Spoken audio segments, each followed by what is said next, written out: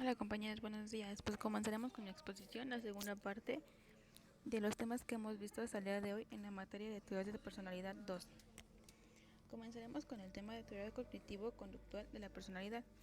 Para comenzar con este tema, veremos algunos conceptos básicos, por ejemplo, la psicología. La psicología es la ciencia que estudia el comportamiento y como tal se enfoca desde diversos puntos de vista. Cuando analizamos el comportamiento de una persona se tiende a considerar tres factores fundamentales. Por ejemplo, el primero que es la conducta, que es la acción que realizamos o acciones que llevamos a cabo. El pensamiento o cognición. En cada momento del día pensamos en muchas cosas, tanto en las acciones en las que nos centramos en cada momento, como es trabajar, comer, caminar, como en otros aspectos que pueden ser preocupantes para cada persona. La emoción, que es lo que sentimos mientras se produce un determinado comportamiento. Esos tres factores están entrelazados uno con el otro. Estos se dividen en dos. Uno que es el externo, que sería la conducta. El otro que es el interno, que son los pensamientos y las emociones. El modelo cognitivo-conductual consiste en unir los conocimientos de la teoría del aprendizaje con el procesamiento de la información. Trata de explicar cómo se aprenden determinadas conductas durante la infancia y la adolescencia.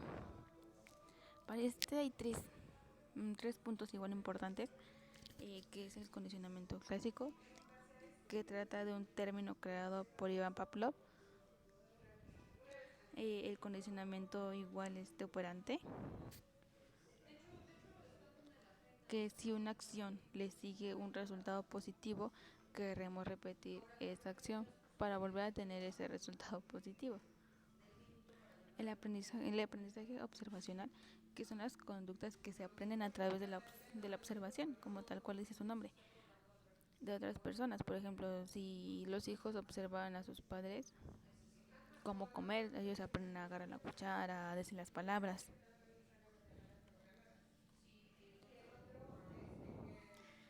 En el siguiente vemos un poco qué es la percepción.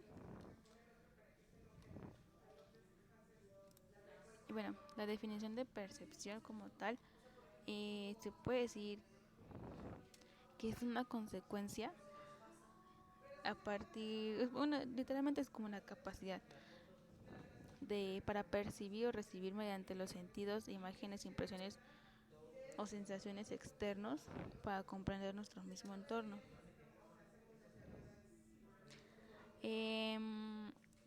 Se define como proceso cognitivismo porque es a través mediante el cual las personas somos capaces de comprender nuestro mismo entorno. Actuamos y actuar en consecuencia de los impulsos que recibimos. Se trata de entender y organizar los estímulos generados por el ambiente y igual darles un sentido. De este modo, será enviado como una respuesta en consecuencia al estímulo. Ese también puede ser determinado como un conocimiento, ya que surge a raíz de una impresión de un material derivado de nuestros sentidos. Para la psicología, la percepción consiste en una función que nos posibilita al organismo procesar e interpretar la información que llega desde el exterior. Muchas personas comparan el término percepción con la sensación.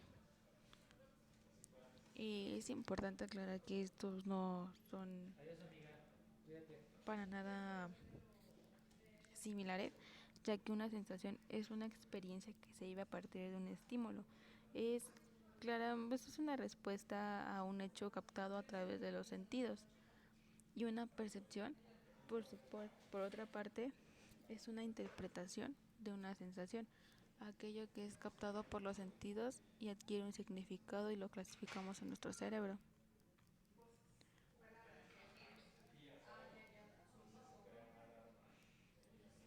Continuaremos con un poco de Carl Roger. Carl Roger fue un psicólogo muy influyente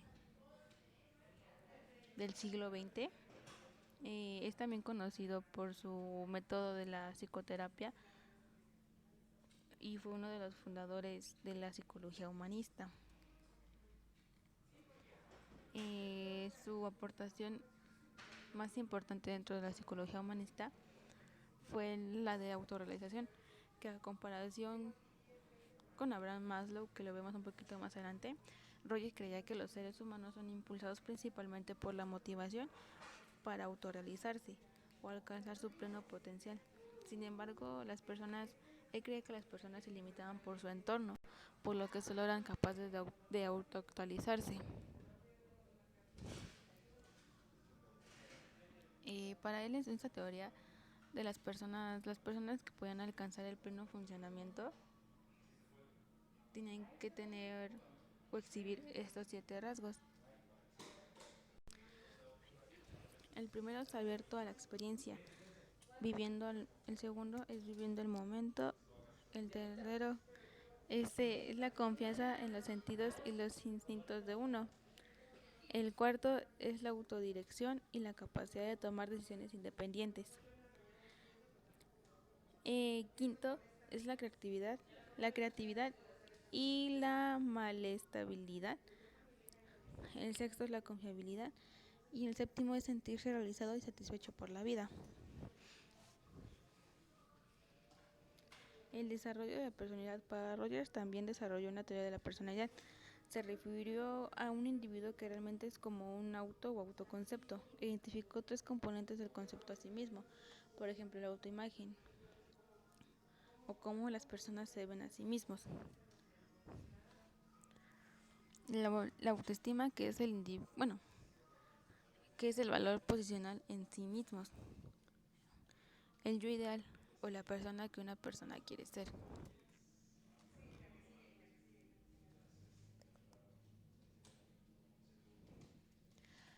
Continuaremos con la teoría de Gestalt. Los que estamos viendo a continuación son uno de los principales, son los principales investigadores de esta teoría. Aquí podemos observar un poco de los conceptos que vamos a mencionar. Por ejemplo, la traducción de Gestalt es forma, figura o estructura.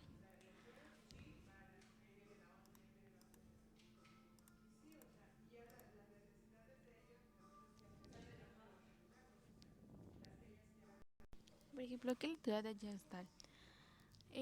Básicamente es una terapia. Se puede relacionar con la psicología humanista. Tiene como elemento principal las experiencias subjetivas del individuo. Para comprender qué es la teoría de Gestalt, su terapia y leyes principales, tenemos que tener mucho en cuenta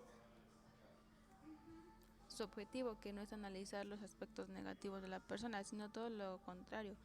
Esta terapia o teoría busca el autoconocimiento y la mejora a través del crecimiento personal.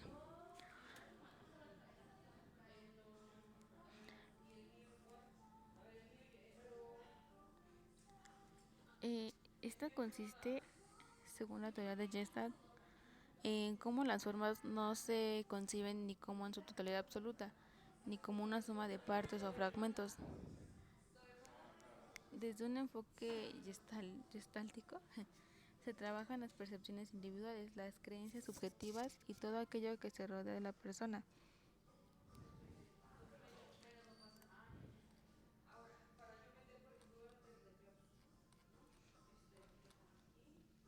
La percepción es subjetiva, pues las imágenes se analizan en base a las vivencias y la cultura y la experiencia de cada persona. Algunas de las leyes más importantes son las siguientes.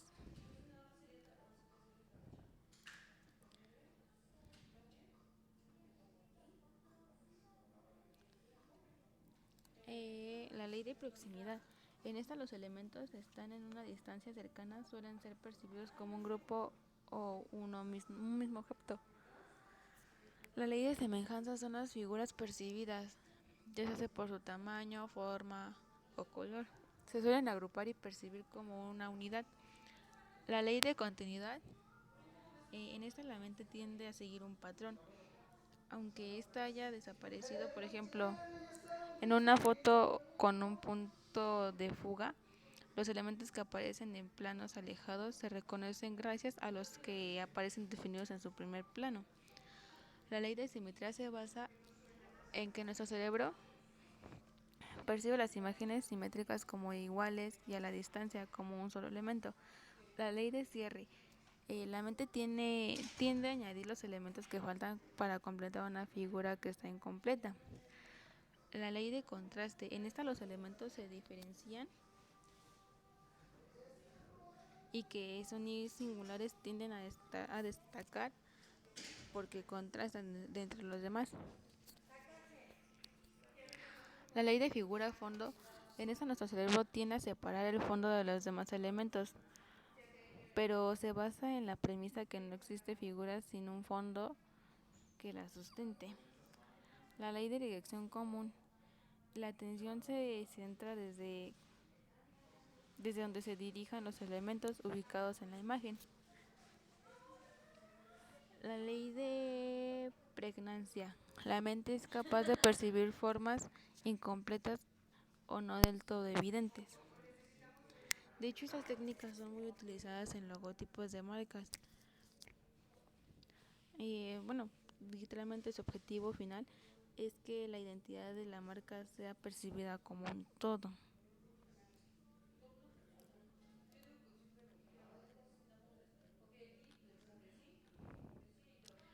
La, la finalidad principal de la terapia de Gestalt es el crecimiento personal de cada individuo. Tiene como un camino maduro.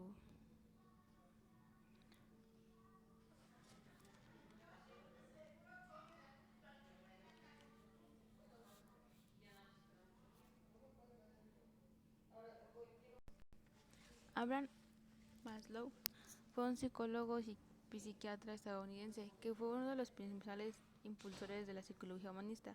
Se basa en conceptos como la autorrealización, los niveles superiores de conciencia y la trascendencia. De hecho, creó una teoría de autorrealización que lleva su propio nombre. La teoría de autorrealización de Maslow se sitúa en la psicología humanista, eh, ya que tiene la idea de que el hombre es un todo integrado y organizado, sin partes diferenciadas. Maslow llevó a cabo una crítica a las teorías sobre la motivación de Sigmund Freud y Clark Hull.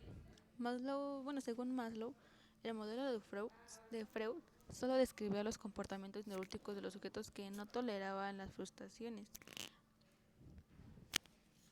mientras que Hull trataba exclusivamente de organismos movidos por la situación de déficit.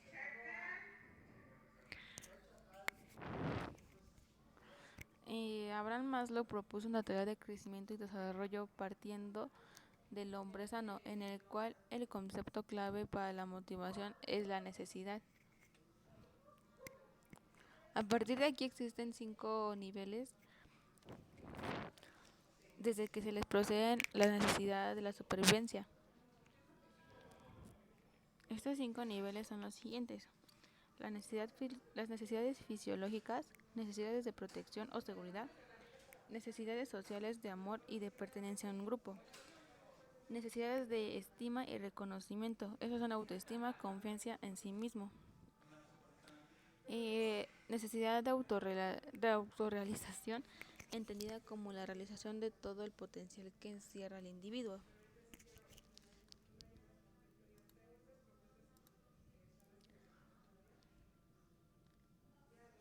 Eh,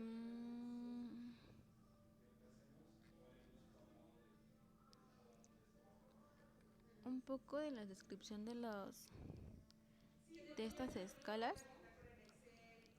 Por ejemplo, necesidades básicas. Son necesidades fisiológicas básicas para mantener o referente a la salud. Dentro de estas está la necesidad de respirar, beber agua y alimentarse. El equilibrio del pH, temperatura corporal, dormir, descansar, eliminar desechos, evitar el dolor, y tener relaciones sexuales. Esos aspectos entran en las necesidades básicas. En las necesidades de seguridad y de protección, entre la seguridad física y de salud, seguridad de empleo e de ingresos y recursos, la familiar, moral y de prioridad privada, la afiliación y efecto. En esta entra la asociación, participación y la aceptación. En las necesidades de estima, donde se clasifica también en dos. Maslow describió dos tipos de necesidades de estima, una alta y otra baja. La estima alta es como la necesidad de respeto a uno mismo e incluye sentimientos tales como confianza, competencia, maestría, logros, independencia y libertad. La baja habla respecto de las demás personas, por ejemplo, atención, aprecio, reconocimiento, reputación, estatus, dignidad, fama, gloria, también incluso el dominio. Y el último, que es la autorrealización o autoactualización. Maslow utilizó varios términos para denominarlo: motivación de creencia, necesidad de ser y autorrealización. Es la necesidad psicológica más elevada del ser humano. Se halla una de las cima de las jerarquías y a través de su satisfacción se encuentra una justificación o un sentido válido a la vida mediante el desarrollo potencial de una actividad. Se llega a esta cuando todos los niveles anteriores han sido alcanzados y completados, o al menos hasta cierto punto.